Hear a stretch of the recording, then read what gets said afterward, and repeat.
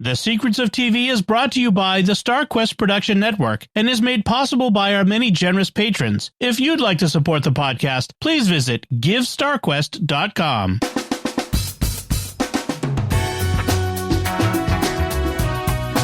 You're listening to The Secrets of Television. I'm Jeff Haecker, and we are taking a closer look at the stories behind the stories, exploring the themes, characters, and hidden meanings in the shows everyone's watching and the classics worth remembering. And joining me tonight is Patrick Mason. Hey, Pat.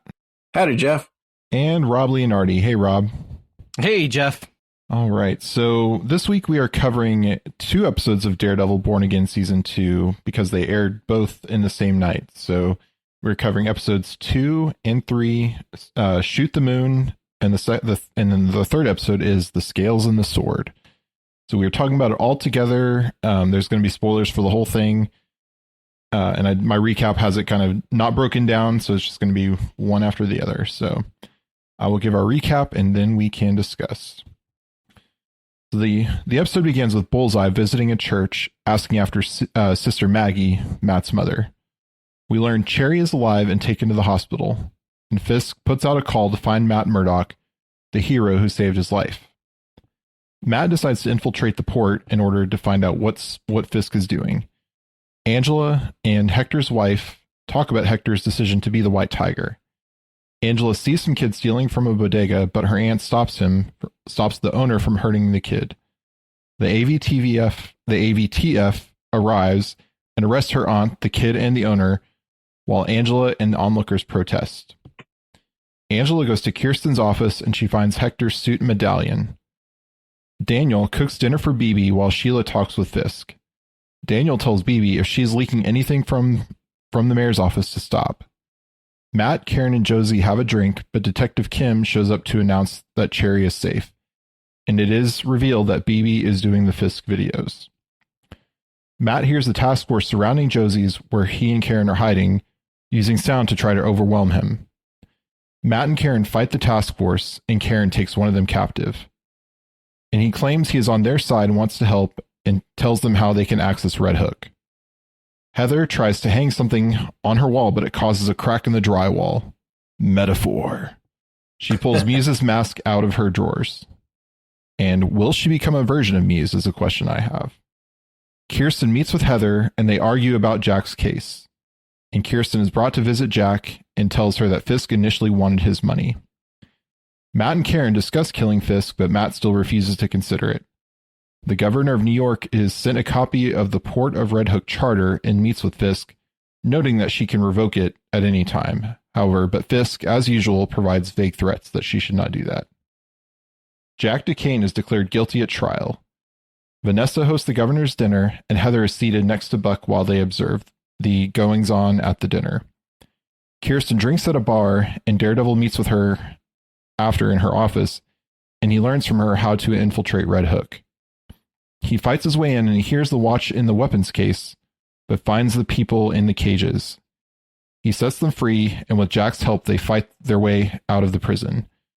Angela also shows up to Red Hook, wearing the White Tiger medallion. She and Karen help the prisoners escape, while Fisk orders the task force to blow up the Northern Star. All right, so a lot going on in 2 episodes. So I'll start as usual with your impressions. So, Pat, what was your impression of these 2 episodes?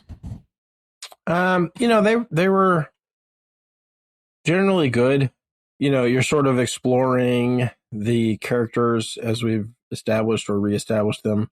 Poindexter is sort of making his reappearance as a full-blown character, right? His I'm not going to say character arc in the first season wasn't really a character arc. He was sort of window dressing.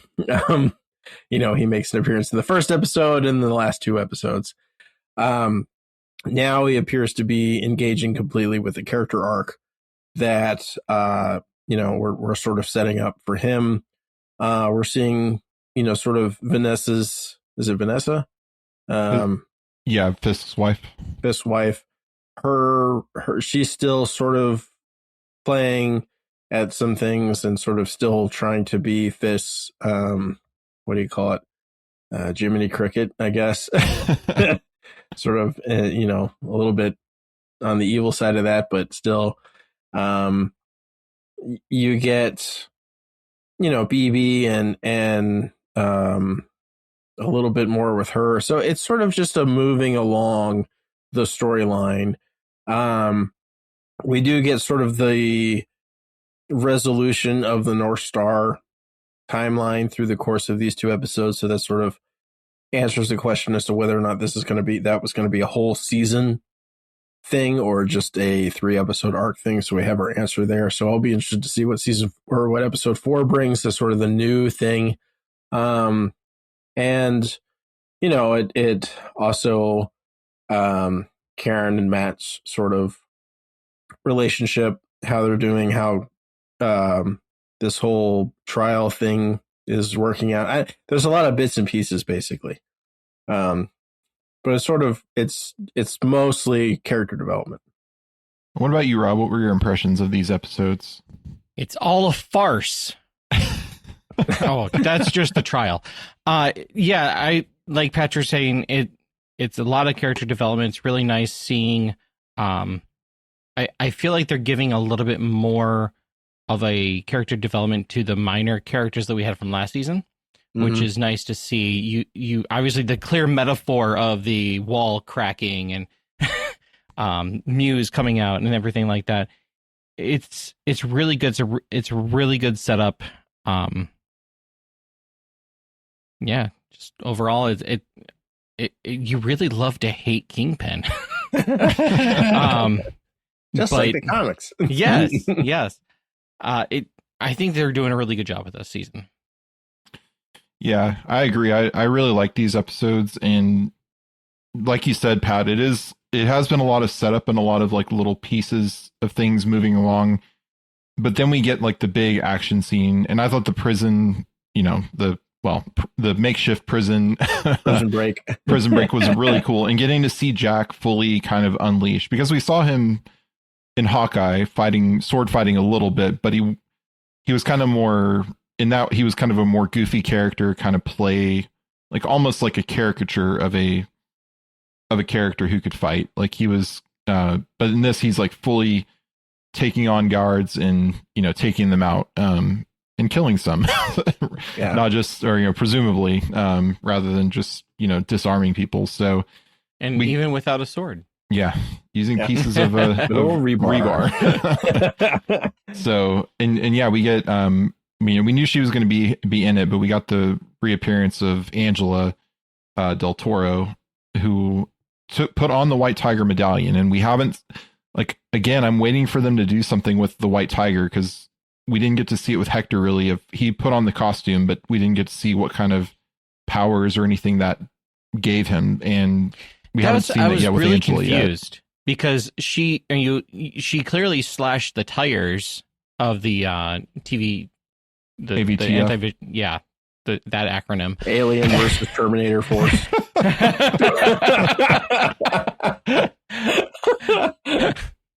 But then you see her back with a knife, and it's like it has Hector's initials on it, right? And it's like, okay, that knife could have just done 1 puncture wound. How did it do 3? Because if I remember right, she's supposed to have like claws. Yeah. So, but then again, if they were her claws, she would have 4 or 5, not 3. So, yes. Yeah. So it was cool seeing her. I assume we'll see her more and kind of see her develop, because and I think we commented last season that the Hector Ayala actor probably would have continued in the show, but unfortunately he passed away in real life, so they were unable to continue his arc. And they've kind of passed that torch on to Angela. So yeah, it remains to be seen what kind of power. I thought we were going to maybe see her do like something and like awaken some power, but we really haven't yet. So I assume we'll see that, as the season progresses. Or I hope we do, because I think that'd be cool to see her kind of join. And we did get I think we commented, where were Daredevil's, where were his team of rebels that were at the end of season 1. Yeah, we did get a sighting of Detective Kim, or 2 sightings, I believe. Because she was at the hospital with Cherry, and then she showed up at Josie's and was kind of, announcing to nobody in particular that Cherry was okay. They're coming, and yeah, he's okay. He's been moved to a safe spot. Yeah. Which I'm glad to see that I loved that scene where like they come in to like deal with him, and then they have all the people in the room already, and they're like, oh crap, we can't do all this. Yeah. Who's gonna get the pieces? Angela to get the pieces. Yeah. Or they don't have it. Yeah. The AVTF doesn't have enough people yet to do, so basically they'd have to take out or take prisoner all those, Detective Kim was there, and I think some other retired people from the force were there, so they'd have to take them all in. Yeah. Like, and I'm curious to see if that's going to be a thing that we see in this show, is like Fisk continuing to take people in. Well, I guess the prison's gone, or has been emptied at least, but like, could he just keep taking enough people in until finally people like start to wake up and notice? But now that I kind of think we might move on from like taking people prisoner, at least like as a big story point, because I think it would be a little bit weird to kind of backtrack and say, oh, we broke out of prison. Okay, we're going to open a new prison this time. So maybe like one or two people, or we might see that a little bit, but I don't think it's going to be as big of a plot point anymore. Yeah. What I like that it showcased, that scene showed that the plain clothes police officers are not part of, the anti-vigilante task force, right? They're just still regular police officers, because the scene where they're bringing Cherry out and putting him into the on the stretcher and putting him into the ambulance, they have plain clothes police officers, or ones who are in actual like police uniforms and not the anti-vigilante task force police. And so there is apparently the interaction at the door with the normal police officers being like we got told to be here. There is some friction between the task force and the regular police force, and it wasn't just the commissioner, right, who got his head crushed by like an egg. It was a little gruesome at the end of last season. So there are apparently other groups within the regular police force in New York who are bucking the system that Fisk is putting into place, which is good to see. There is, in my mind, especially after this episode, like there's a real question mark about manpower.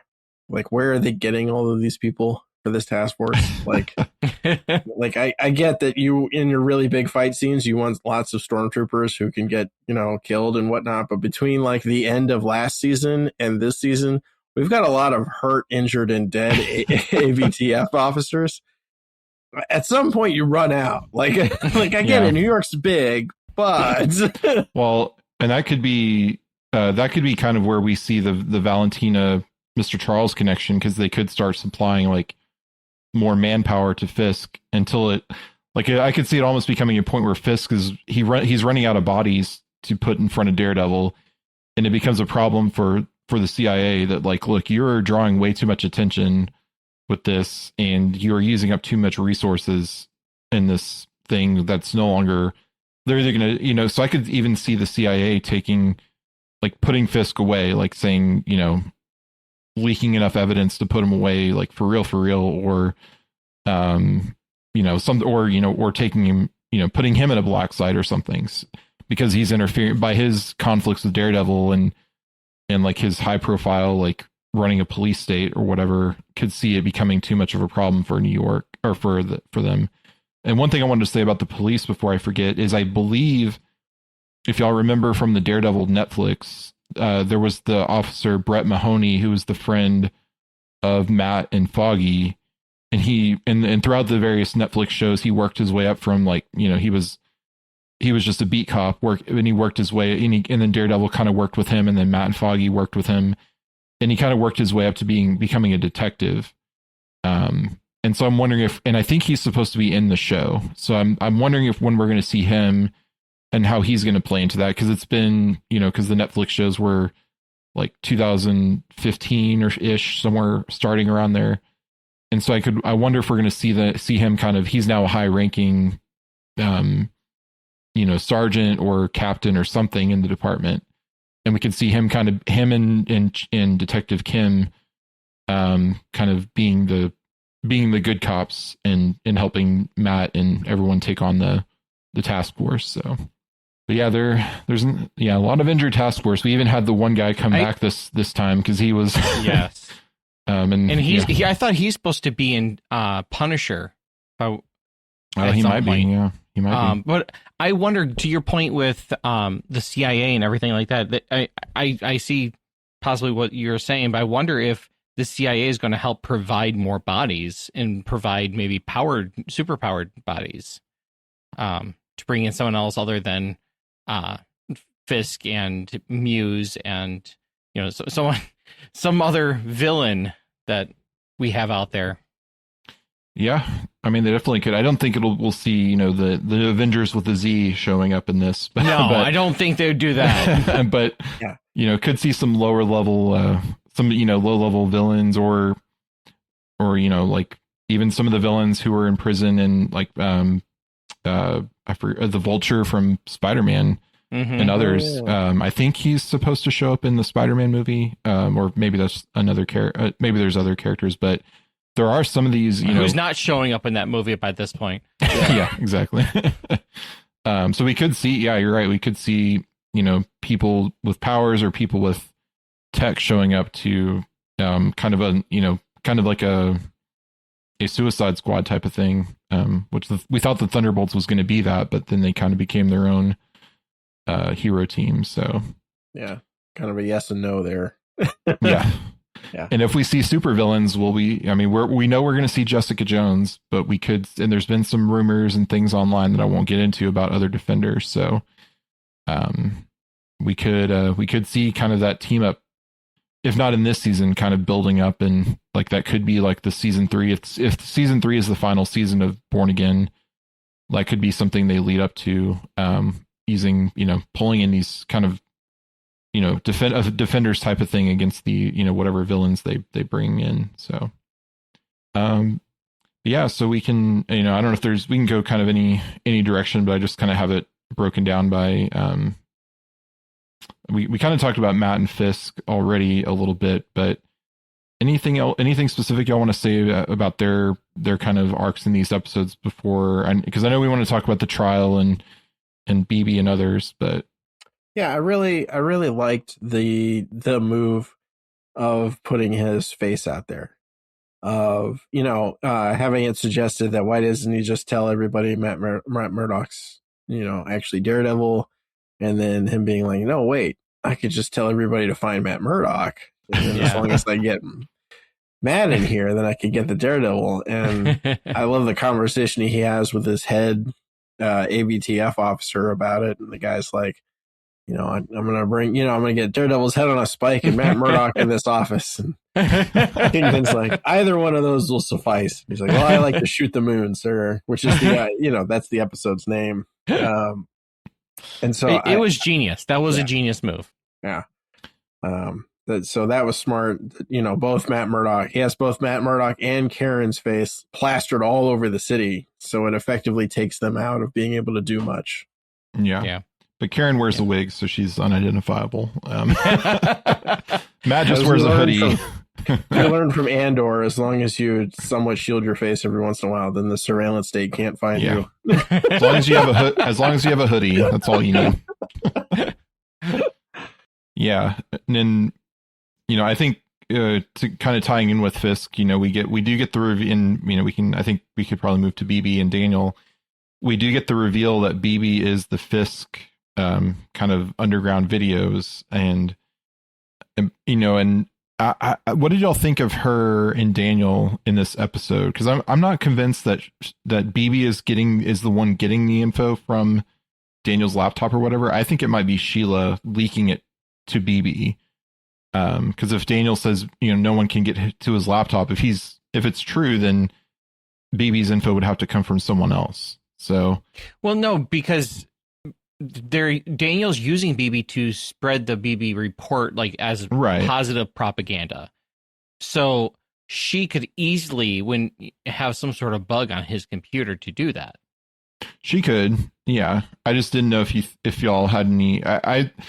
I think it could be Sheila because she was kind of hinting in the last season when she was working with the former commissioner about, going against Fisk. Like they were kind of talking about things they can do or how they might work together before he got his head squished. Yeah. So yeah, but I don't know. Like, I feel like, because she kind of made her bed. Like, she decided to go with Fisk. But I feel, because the next two fake BB reports, or the masked Mayor Fisk reports, whatever you want to call them, they didn't have material that wasn't shot from the streets, right? All the things shown in those videos were things from the streets, right? From basically AVTF arrests and violent use of force, unnecessary use of force. And it wasn't any sort of leaked footage kind of stuff. So you do wonder, okay, did BB get the message? Like, did she opt not to pull anything from Daniel's computer on these ones? You get the scene with her when she after she does the thing, she takes the mask off and reveals, yes, it's her doing it. And you do get that sort of introspective self-appraisal kind of thing going on, where she's looking at herself thinking, can I still do this? At least that's what I took from that scene. Or is it going to put me in danger? And is it going to put Daniel in danger? Like, going back to the conversation she has with Karen in the first episode about, whether she likes him or not. And so it's a good, and it actually speaks somewhat to Daniel's intelligence that he was able to figure out that she had possibly something to do with it. Not necessarily that she was the masked fake Fisk, but still, I am really curious to see how she proceeds forward, and if we see more leaked footage or leaked material, where she will have gotten it from. Because it doesn't seem to be, except for possibly the location of the warehouse, it doesn't seem to be not common knowledge, the thing she would posted in the second two reports that we saw. right. Well, I think it's just mainly the video of Daredevil himself from the boat. Mm-hmm. So, but did you notice that when they were at the dinner and they were talking about the court of people, that Buck said that that he was an heir unapparent. yeah. I'm just saying whether that's an heir of Fisk himself or just the mayor's see, I don't know. Putting it out there. Yeah. No, and I mean, yeah, it's definitely possible, and we do see, because Sheila and Daniel, they talk about the footage, the underground footage, and they're trying to decide, do they bring it to the mayor, and they ultimately decide to, and you think for a minute Fisk is about to squish Daniel's head because he's starting, because he threatens everybody, basically, even the people who work for him. It's like with any kind of, we saw it in Andor, it's any kind of fascist type state. Like, if you work for the state, eventually you'll be used up by the state until you're no longer, until you're the dictator no longer finds, any value in you. But Daniel has the good line that Fisk says, "Are you loyal to anyone in this building? Is there someone you're trying to protect?" Someone you're protecting, yeah. And he says, "I'm protecting you." And he says, "Good answer." So, Good answer. so yeah, it'll be in, BB, but Daniel is kind of protecting BB, because instead of just straight up reporting that it's BB, and her being, taken off the street by the task force, which they would do, like if Fisk said, yeah, or if Daniel told Fisk, yeah, it's BB, then they would just take her off the street and she'd go to the Red Hook prison. Yep. He tells her just to stop. So he does have, some good in him that I think will come into play. Either, it comes to the point where BB's getting arrested or something, and he helps her escape, or, something like that. I could see kind of, I think happening. Buck is going to do better than then he will. I think if anyone's going to turn, it's going to be Buck. I mean, it could be, or it could be both. They could, Yeah, that's kind of how I see it playing out. Yeah, because I kind of see basically Fisk's entire office, except for maybe Powell and the task force, turning against him, and I could see even Powell and the task force turning against him as a form of survival. Like if they see that Fisk is going down, and they don't want to go down with the ship. Yeah. So I could see, basically everybody. Yeah. Sorry. Yeah, I could see. I could see the. Yeah. So I can see that happening where, basically everybody starts to slowly turn against Fisk. Or I do still think Sheila might be, I think she is maybe working with the Resistance, because she was very reluctant to kind of stay on with Fisk when he started, creating his police state last season. So I think she could be staying on as an inside source and trying to work from the inside too. So I can see that. The one kind of working for Fisk that I think will have problems is Heather, because she again is not doing well. Yeah. And just continues to be, kind of, I think it's coming from a place of fear that she's so afraid of vigilantes that she's willing to go along with what Fisk is doing because he's anti-vigilante. So I like your idea that she might become the new Muse too. Yeah. I think it's possible, or at least it does. Maybe she has a split personality, something breaks in her, which would be interesting. That happening to a psychologist, but or psychiatrist, whatever she is. Does she prescribe medicine? Yeah, would be a psychiatrist. Yeah, I think she's more a psychologist, but she's a psychologist. Yeah. But I mean, that is the difference. Right? No, yeah. So I could see her kind of falling in that, staying along with Fisk, but then also kind of becoming almost like a Joker, kind of crazy character that kind of cracks and goes off doing her own thing. I don't know if I don't know if Heather is a comic book character, or if there's a version of Muse that was kind of that kind of ilk or that kind of story. But I think it was definitely telling that it was definitely very a very heavy-handed metaphor when she is trying to hang something up on her wall and the drywall cracks.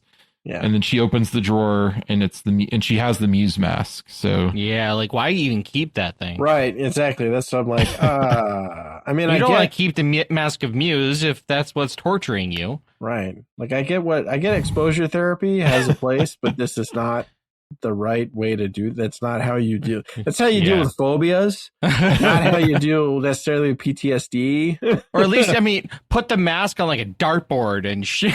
Or burn it, or have a thing where you release its power over you, or whatever. Don't burn away your sins. Keep it in the drawer. Yeah. No, she has some she had two really good conversations. I thought the one with Vanessa, and then the one she has with Kirsten. Yeah. And that kind of sets where she stands and where she is. And I think the most telling line from the Vanessa conversation was, Vanessa says that it must be really difficult to get into, the mind of these people. And she says that sometimes it's far too easy. Yeah. And, that's obviously problematic. and then when she's talking to Kirsten, just this ultra focus on, Matt was a bad guy and Fisk is putting things right. At least he's doing something about the problem, right? The problem being the vigilantes. And why she puts anybody who's in a mask is bad, right? Is kind of where she's gone. And, the whole complex with the Muse being equated with a vigilante is obviously a Fisk propaganda tool. And that she's bought into hook, line, and sinker. And you have to wonder, why did she buy that propaganda? She's a psychologist. She should be able to see it for what it is, especially given that she was the Muse's psychologist. But then she must just equate like the problems she saw in him to all of the vigilante people. I would like to hear what she thinks about Spider-Man. Talk about a whole different phobia. Yeah. Now, I wonder if, I mean, it's not exactly Florence Nightingale because it's not like romantic or anything like that, but maybe she kind of has that effect with the Fisk family. Just, they did this thing. She helped them go and mend their marriage, and now they want her, and, there's some connection there. Yeah, no, could be. Yeah, because and Vanessa's even trying to kind of set her up with Buck by putting them together at the dinner. Yeah. So they're getting closer. Her and Vanessa are, and so yeah, definitely could be something there. I'm curious to see where they go with that. I hope we, it's kind of interesting to see where they're going to leave this season, and just because you have to set up the next season, but also you want to kind of tie it in with potentially what's going on with the wider MCU. Well, at the same time, though, like Daredevil has more than just Fisk to be against. Like they have the hand, and the hand's being brought back in Spider-Man. Mm-hmm. So, I mean, so to talk about Spider-Man for a second, if you've watched the trailer and seen like discussions of the trailer, there's some scenes where people are like pointing out that there's a big blank space where a character who's jumping around and, swinging through the city could go, someone who may have batons that work like grappling hooks. So, I mean, Daredevil, Punisher is showing up. We could see Daredevil show up in that, but I also think if with the season, with there being another season of this, if they are truly trying to kind of keep things separate, of maybe not having Daredevil show up in that, show up on screen until the show is kind of done. But we shall see. And yeah, speaking of Buck, he and Daniel have a little bit of a kind of a threatening. Like everyone's conversations are interesting because they're always like they're multi-layered, and they're not just. There's a conversation on the service to exchange information, but then there's like almost every conversation has like a threat, a threat component to it. Because, and Daniel intelligently knows Buck is, with special forces or something because he knows he. Right. And where he kind of got all that information though. That's. Yeah. So he's trying, because Daniel wants to figure out how to work the lieutenant governor for information, because earlier in the episodes they talk about how the governor was squeaky clean and has no, seemingly has no vices, nothing they can really like, no dirt really. So but he wants to kind of like Daniel's the kind of guy that you can go and hang out and like get people to, lose their inhibitions a little bit and let slip some information. So, which is ironic because that's what BB did to him and is doing to him now. So it'll be interesting to see, so him and Buck have that conversation about, what can he do to work the lieutenant governor for information. And we see Daniel and Sheila and lieutenant governor at the party as well. Yeah. Although Daniel's not making any headway because like the overheard conversation from the lieutenant governor is, yeah, she's squeeze. She's as white as can be. She's got no vices. Like he's just telling him the same thing. So I thought that was pretty funny. It's like, Daniel's not getting anywhere. Yeah. Yeah. But yeah, that conversation with Buck is interesting because you see Buck walks away with it with a new respect for Daniel, right? I think prior to that conversation, he sort of views Daniel as more or less a jester. Buffoon. Yeah. Yeah. he's sort of a buffoon. He's there. He's one of these young kids that doesn't know what he's doing or how to do it. And, he's like, oh, you actually dug into who the governor is. I mean, you didn't find anything useful, but you tried, and you seem to have correctly identified who I am in this game. Well, now that you know, here's a threat. I can't remember what exactly Buck threatens him with. I think just vague, like, you're digging too deep. You better stop, or you're gonna you're gonna wind up, gone from vanishing from the face of the earth. So.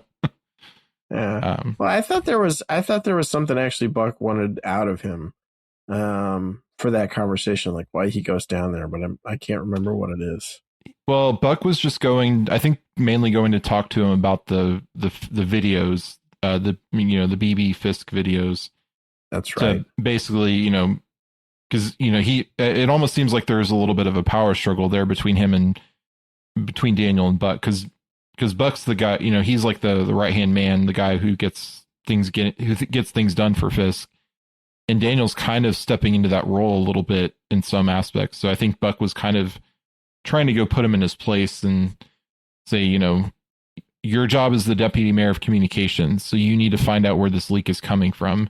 But Daniel's wanting to kind of reach beyond and go into, like, he wants to kind of become the dirt digging guy, to find out, kind of do some of Buck's job. And I think Buck kind of perceives that as not a major threat, but like a little bit of, okay, I better put a stop to this because it's cutting into my, cutting into my thing, into my job. And, Fisk is a very fickle guy. And if you think someone can do your job better, you're not going to have that job much longer.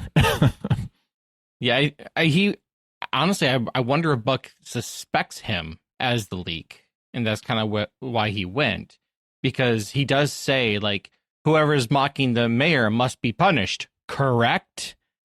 Yeah. That's definitely possible. So yeah, it's, and it's interesting with Buck and Daniel. They're kind of in that, like, they're kind of on either, they could go either way. We don't quite know which way they fall on or which way they will fall as far as when it comes down to their survival versus Fisk. Like, yeah. What will they do? Like, will there be a point, a bridge too far for either of them? Yeah. I think with Daniel, it's being set up as BB being that bridge. So when she finally gets identified and gone after, I would be really, amazed is not the right word. It would be really interesting to me if the writers worked it in that was also Buck's, bridge too far.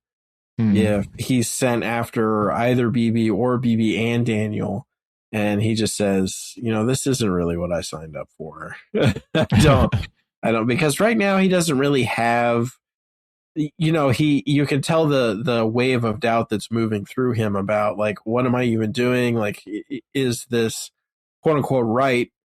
But there isn't that person that he would, or, in some cases institution and or, philosophy or whatever that he would attach to say, okay, this is too much, right? He doesn't really seem to have that, but I think he could eventually build that kind of relationship with at least Daniel.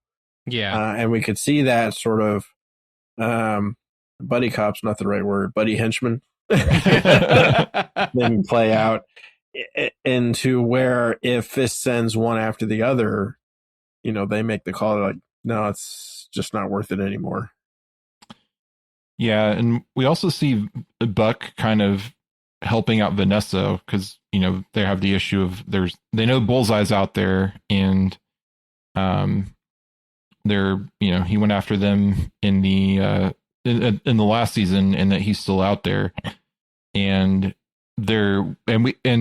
Fisk is getting ready for a fight night, so he's I guess the mayor's going to go fight somebody in a boxing match, and it's going to be a very kind of high profile event where they probably in a big public space where they don't have, where a very superhuman-esque sniper could, take him out. So, so he's kind of so Fisk is worried about Vanessa, and kind of Buck is over there helping her. So I could also see it being if, like, it's a choice between Vanessa or Fisk, that Buck chooses Vanessa. Because if I'm remembering correctly, he was kind of Vanessa's guy first in the last season. I think we kind of see him show up when they're both there, but I think he might have worked for Vanessa previously, and then when Fisk came back, he kind of shows up to kind of become Fisk's, like, cleaner type of guy. So I could see Vanessa being, if it's a choice between Fisk or Vanessa, he might choose Vanessa.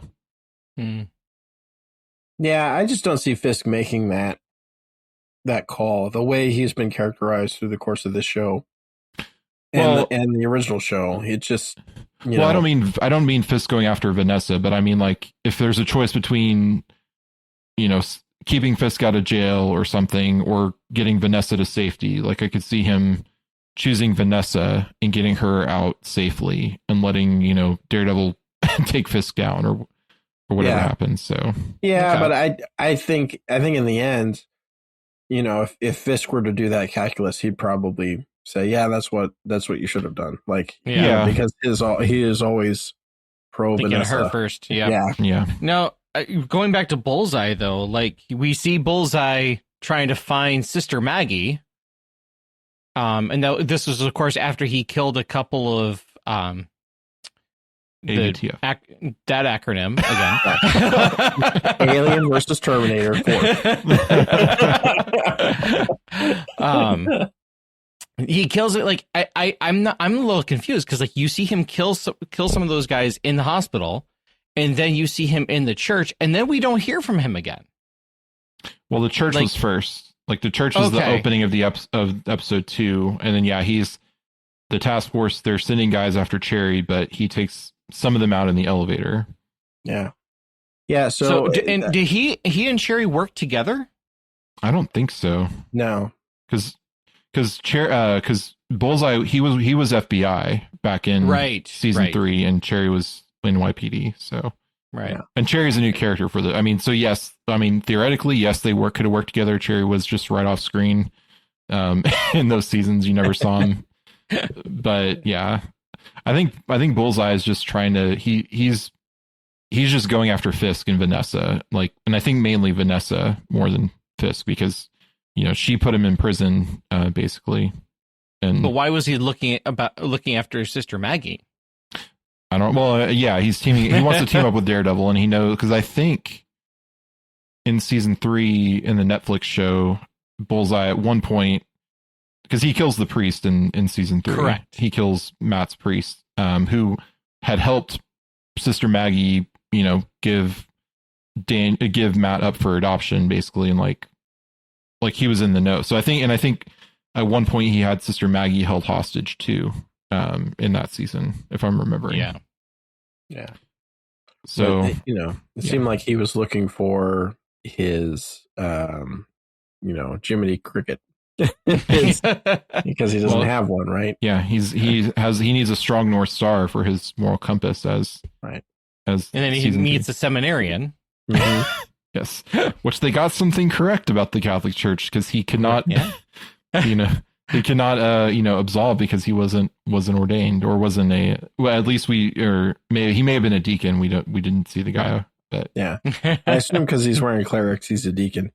But yeah, well, he I don't know about your diocese, but in my diocese, there's like 3 levels or 4 levels of seminarians that are allowed to wear clerics in their home parish. Yeah, it just kind of depends on. But anyway, yeah. But I really like that scene. They do it very well, because at first, I don't know about you guys, but at first I thought it was Matt. Yeah. I actually didn't think it was Poindexter, right? And he was asking for Sister Maggie, so I figured it was Matt. And I think they intentionally made the audio for that ambiguous, right? And because he's not looking at the camera, right? You're getting it from the viewpoint of the seminarian. As you come up on him, he turns around, you realize, okay, it's Poindexter. And they do something very interesting with the lighting.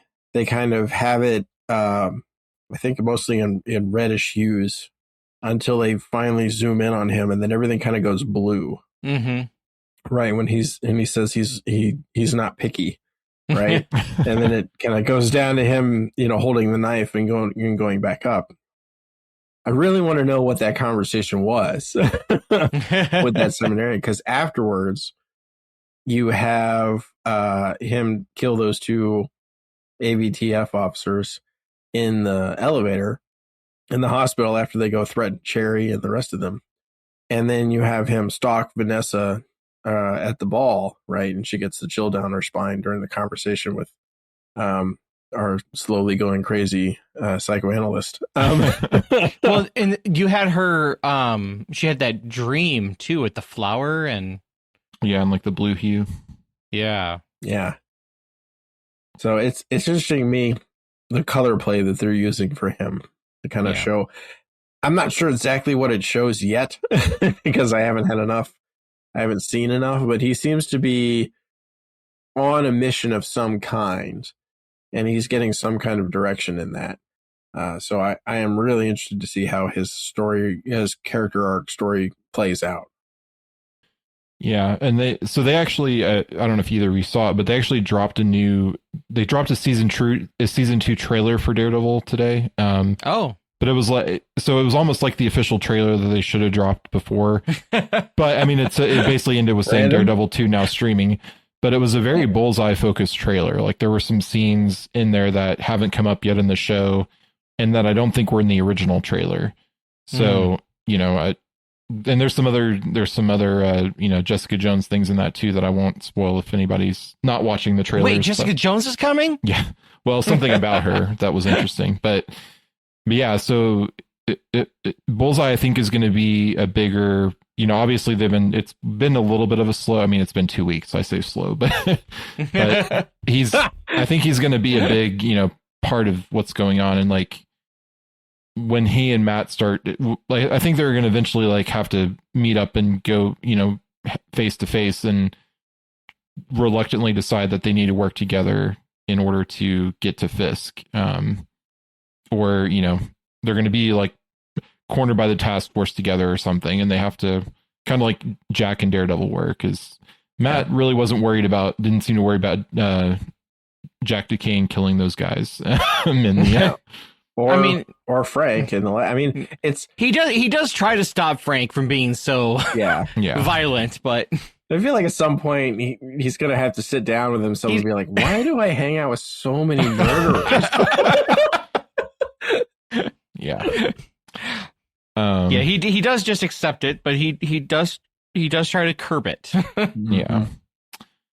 And let's see, although all the people that he takes down, I'm surprised aren't not dead.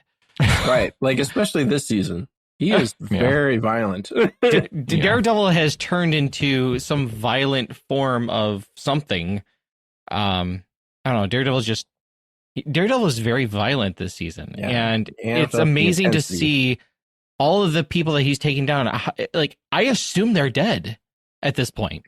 I mean, I don't think so. I think, maybe severely injured, maybe maimed, but not dead. Because I think that's just a flesh wound. Yeah, because that's a big part of Daredevil is he wants justice, and he wants people to face what they did. And if you get killed, that won't happen. Like, that's why he gave his life up for. He won't kill you immediately. You might die from your wounds. A broken rib may puncture your lung. You'll die later, but not. Daredevil won't kill you. Yeah. You just might die later. Well, I think that goes back to his dad, because his dad was killed for not throwing a fight, basically.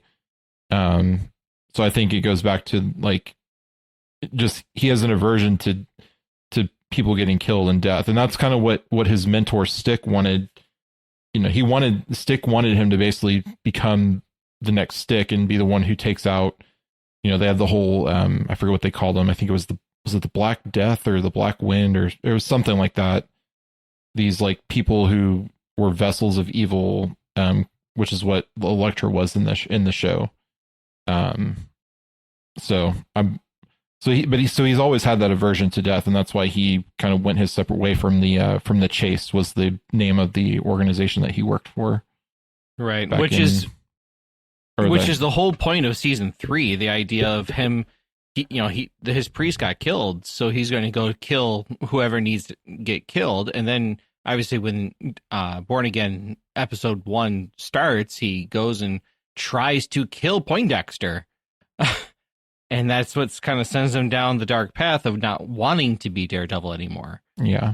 But luckily for Matt, Poindexter had a robotic spine already from, because I think Fisk in season 3 broke. I think he like basically did a backbreaker on Poindexter, and but he didn't die. Can we just point out all the Batman references we're making? Yep. Where is he? Sorry. Okay. I'm Daredevil. Yeah.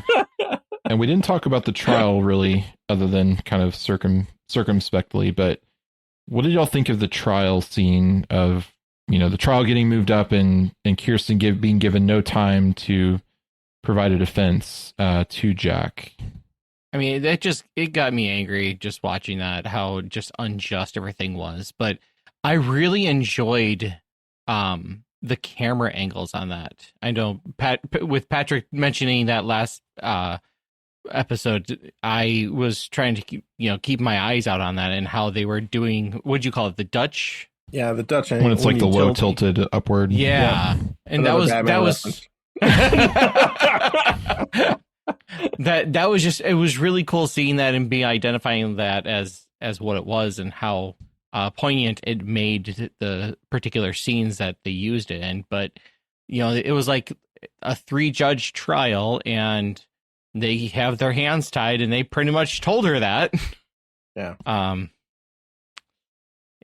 Just making a mockery of it and of this, and making it completely a farce of the justice system in itself. Yeah, and for people who've watched a lot of like procedural type shows, you may have recognized the lady judge. I can't remember the actress's name, but she was in The Shield, and then she was in The Wire. In The Shield, she was a cop, I believe, or maybe a DA.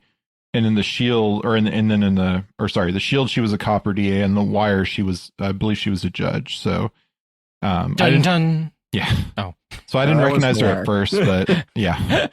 Law and Order. So that's Fisk. Sorry. Yeah. Yeah. So I thought it was. I thought the law.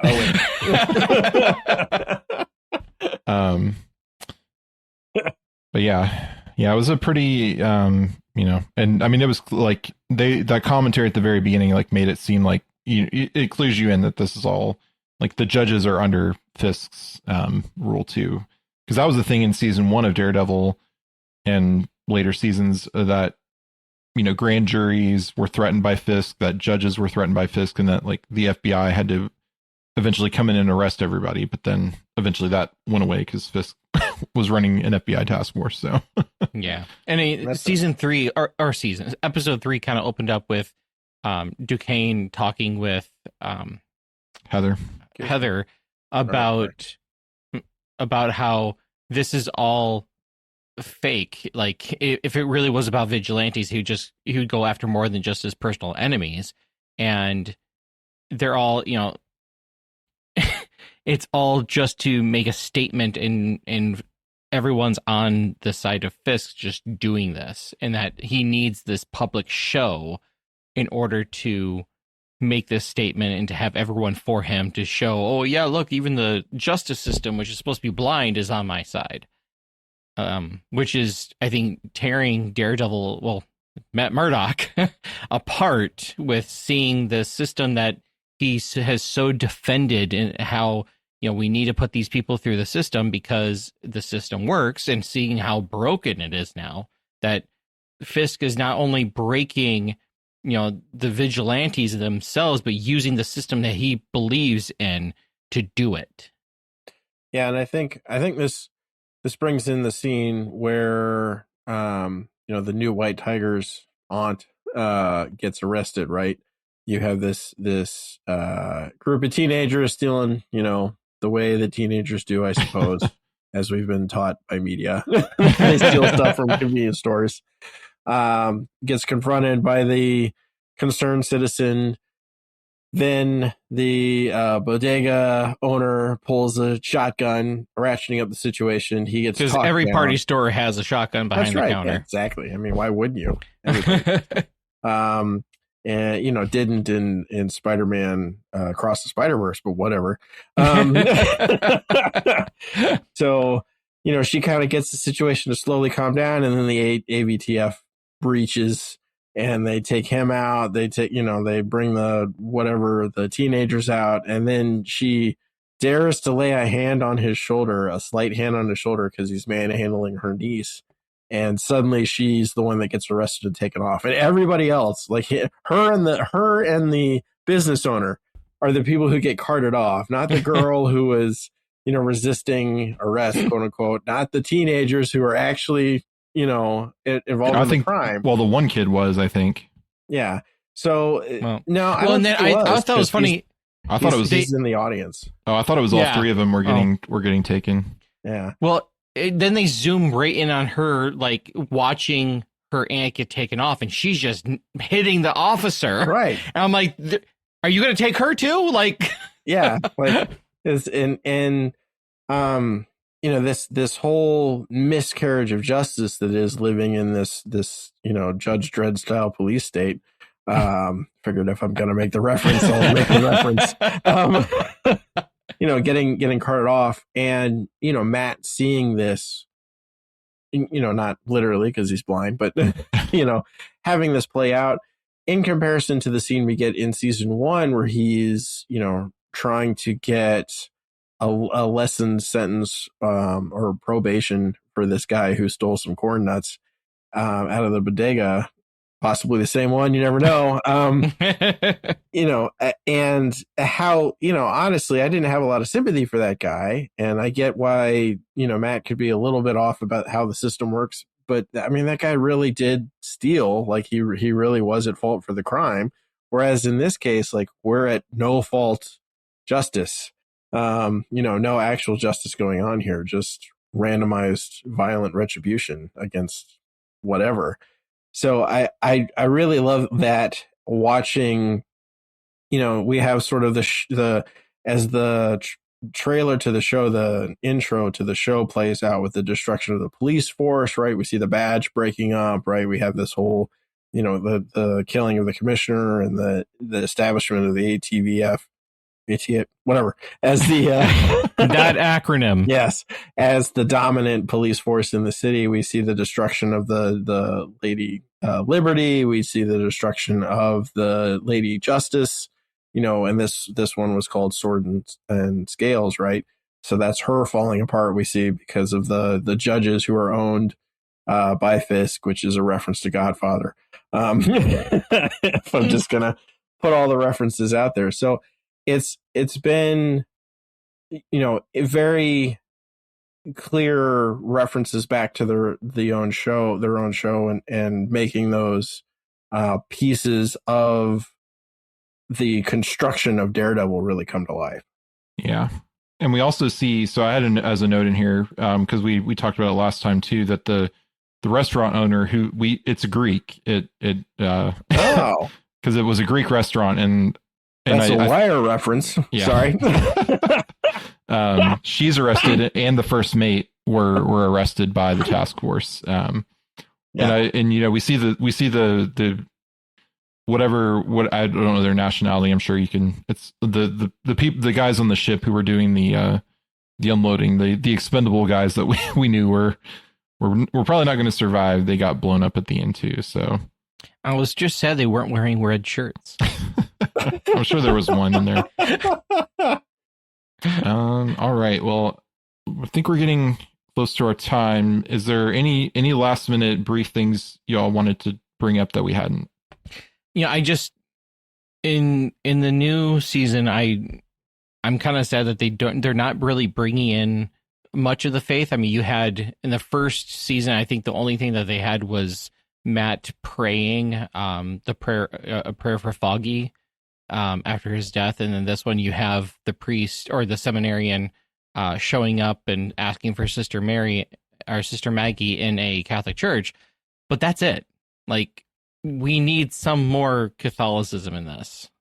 Yeah, we're not going to get it because it's it's a major Hollywood era, production. That's they're cowards.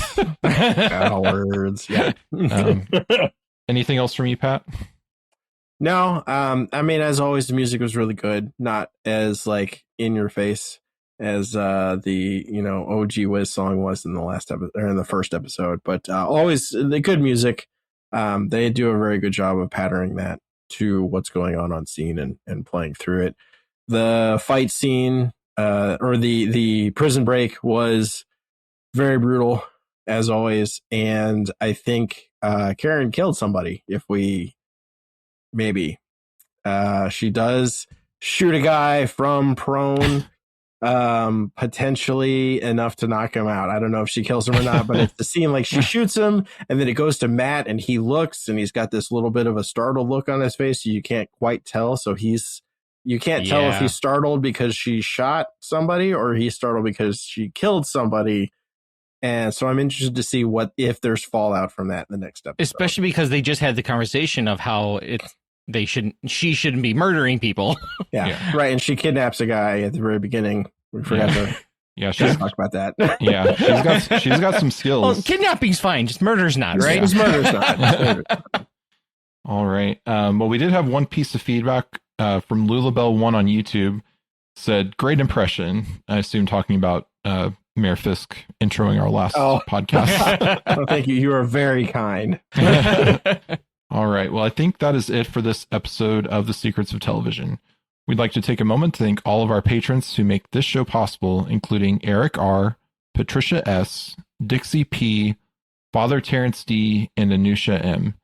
Their generous donations make it possible for us to continue The Secrets of Television and all the shows at StarQuest. And you can join them by visiting givestarquest.com. And be sure to follow The Secrets of Television in Apple Podcasts, Spotify, TuneIn, your favorite podcast app, or at the StarQuest YouTube channel at youtube.com/StarQuestMedia, where you should like, comment, subscribe, and click the bell to get notifications. And you can find us on social media at facebook.com/StarQuestMedia, or on X, where we are at SQPN, or on Instagram, where we are at StarQuest Network. Now we'd love to hear from you. What did you think about this episode of Daredevil Born Again? Let us know by commenting on the show posting at sqpn.com/TV. Send us an email to tv@sqpn.com, or visit our channel on the StarQuest Discord server at sqpn.com/Discord. So we'll be back next time with our discussion of episode 4 of Daredevil Born Again Season 2. Until then, thank you, Patrick Mason, for joining me in sharing the secrets of Daredevil Born Again. You're very welcome. Thanks for having me on. And Rob Leonardi, thank you too. Thank you for having me for the entertainment of the masses. Indeed. And once again, I'm Jeff Haecker. Thank you for listening to The Secrets of Television on StarQuest, and remember, I just got you to eat street meat. What do you think's in that thing?